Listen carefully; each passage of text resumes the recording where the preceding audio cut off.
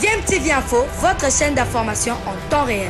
La politique, la santé, le sport, les faits de société, la musique, les rumeurs et bien plus encore.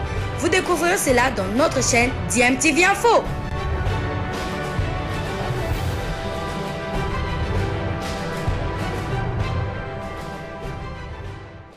Vous êtes sur DMTV, bonjour ou bonsoir, tout dépend de l'heure à laquelle vous nous suivez. Tout le plaisir est pour nous de vous retrouver, mais surtout de savoir que vous êtes nombreux en train de suivre votre chaîne YouTube DMTV. DMTV qui vous propose l'actualité, mais nous vous proposons également des analyses et des réflexions sur des sujets d'actualité, sur des faits sociaux ou tout simplement des réalités que nous observons ici chez nous en République démocratique du Congo. L'actualité continue à être dominée par l'état de siège qui a été décrété par le chef de l'État pour répondre justement à l'impératif de sécurisation de l'Est du pays. Et cet état de siège qui a vu le chef de l'État nommer 2 gouverneurs militaires. D'abord dans la province de l'Ituri, c'est le général Johnny Luboya qui est nommé gouverneur. Ensuite dans la province du Nord Kivu, c'est le général Constant Ndima. Alors au niveau de l'Ituri, le général Johnny Luboya s'est déjà mis très vite au travail en cherchant notamment à rétablir l'autorité de l'État qui a été notamment bafouée par ces multiples groupes armés qui sévissaient en tout cas dans la province de l'Ituri et qui empêchaient la population de vaquer à ses occupations comme il se devait. Le peuple de l'Est du pays meurtri depuis des années par ces différents groupes armés qui n'hésitent pas à tuer pour l'exploitation illicite de nos richesses, continuant en tout cas à opérer sans être inquiété. Mais depuis que le chef de l'État a décidé de mettre fin à cette situation en décrétant justement cet état de siège, la population est en train de vivre un changement peu à peu. Pourtant, ils sont entrés en fonction, en tout cas il n'y a pas très longtemps. J'aimerais partager avec vous cette petite vidéo qui nous montre cette tournée qu'a fait le général Johnny Luboya. C'est sur la route qui mène de Bunia vers l'Ouganda. La même route aussi mène vers le Soudan du Sud. Vous verrez comment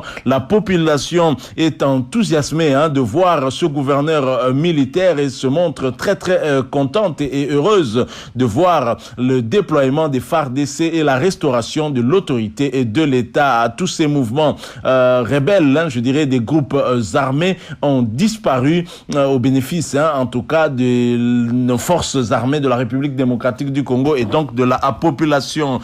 Suivez cet extrait, nous allons nous retrouver bien sûr pour clôturer ce sujet. Je rappelle que vous suivez votre chaîne YouTube DMTV, vous êtes nouveau ici, vous n'êtes pas encore abonné, s'il vous plaît, n'hésitez pas, abonnez-vous et n'oubliez pas d'activer la cloche de notification, c'est celle que vous verrez apparaître dès que vous serez abonné, parce qu'elle va vous permettre de ne plus rien manquer des prochaines vidéos que votre chaîne YouTube va vous proposer. Suivons cet extrait avec le général Johnny Luboya. Nous nous retrouvons bien entendu tout de suite après.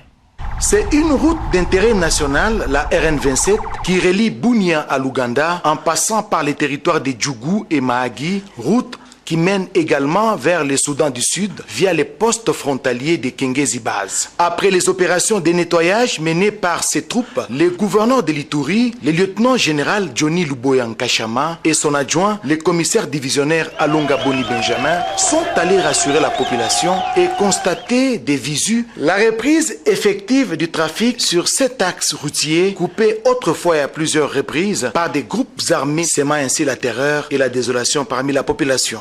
Cette route sert de voie de ravitaillement en produits de première nécessité vers les centres de consommation. Au centre de négoce de Iga Barrière, le gouverneur de l'Ituri et commandant des opérations, le lieutenant-général Johnny Luboya, a pris langue avec la population venue lui soumettre ses doléances axées essentiellement sur la multiplicité des taxes et les tracasseries auxquelles elle fait face sur ce tronçon. Nous saluons le travail des FARDC et de la police. Ils ont en tout cas libéré ce tronçon.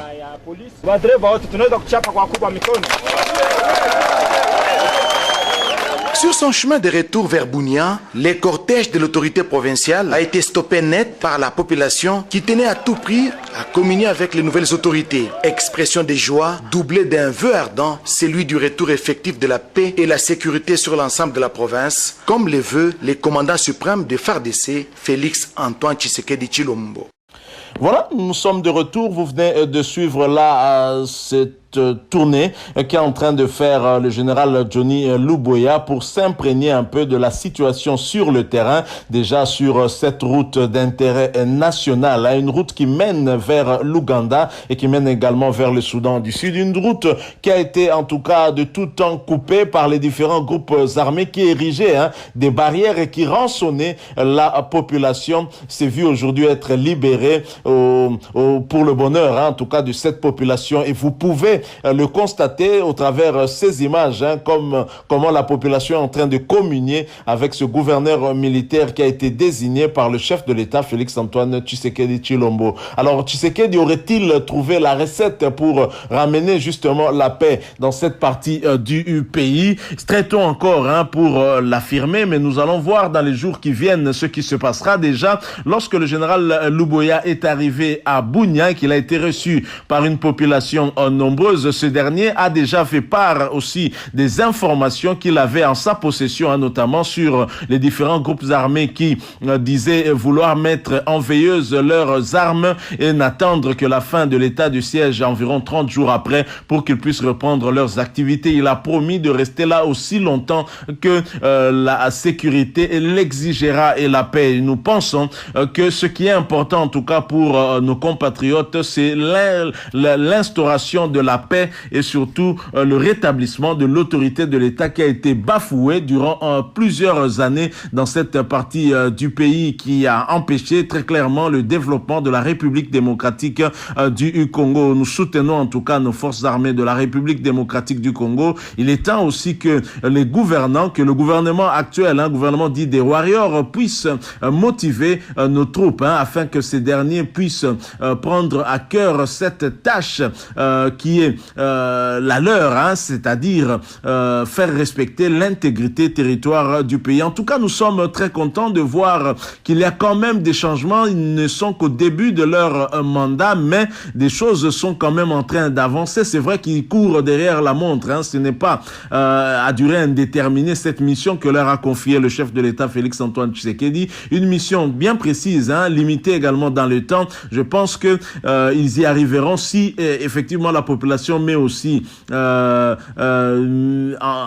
œuvre aussi sa volonté de voir les forces armées de la République démocratique du Congo en finir avec ces différents groupes armés. Je crois que les choses iront de plus en plus mieux. Donc voilà, nous avons voulu partager avec vous cette information parce qu'on n'a pas beaucoup d'informations. Il y a bien sûr des informations qui nous viennent des réticences. Il y a beaucoup qui se sont montrés réticents à l'idée de voir l'instauration de cet état de siège, mais nous disons, est-ce que durant toutes ces années, plus ou moins 20 ans que la population de l'Est du pays était en train de souffrir, quelle recette avons-nous tenté de ce côté-là qui a marché? Je pense qu'une nouvelle recette était aussi la bienvenue pour tenter de ramener la paix. C'est ce qu'a fait le chef de l'État, Félix-Antoine Tshisekedi, bien sûr, après avoir consulté certainement l'état-major de nos forces armées de la République démocratique du Congo, essayer de faire le diagnostic de ce qui n'allait pas afin de pouvoir trouver la remède qui devait aller aussi avec